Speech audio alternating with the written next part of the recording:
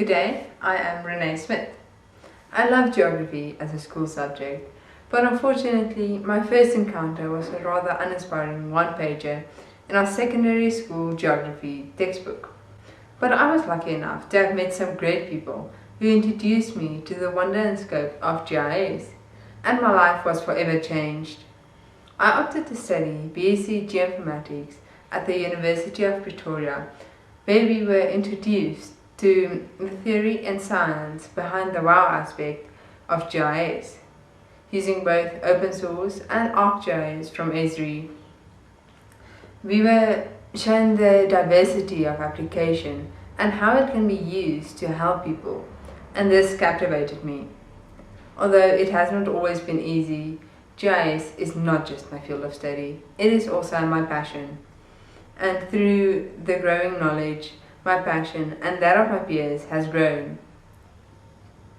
In my search for a third-year project theme, I recalled the lack of GIS stimuli at the secondary school, and I reviewed literature about the current GIS education status for South African schools.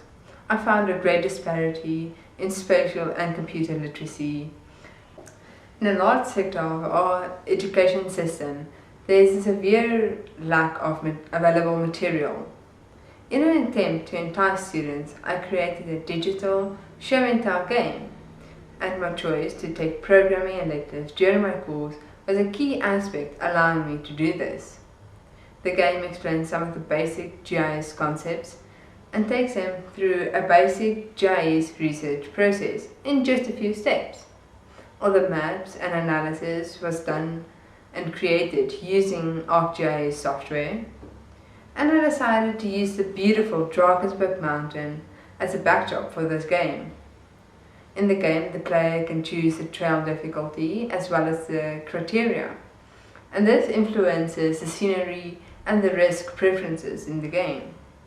At the end of the game, the final hiking trail is selected based on the required specifications, and a map can be created using the game interface.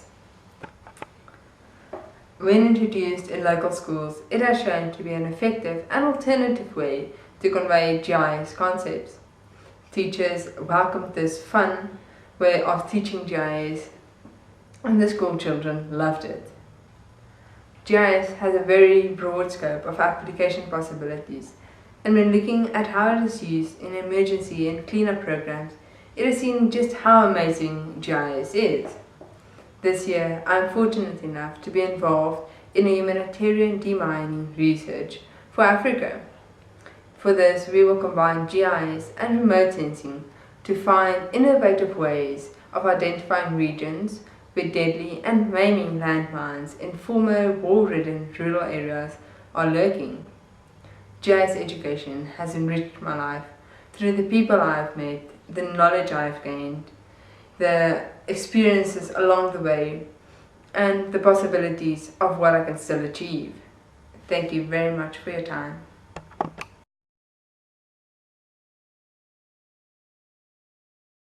I found a great disparity in spatial and computer literacy, and in a large sector of our education, there is a severe lack of it. It has shown to be an effective and alternative way to convey GIS concepts.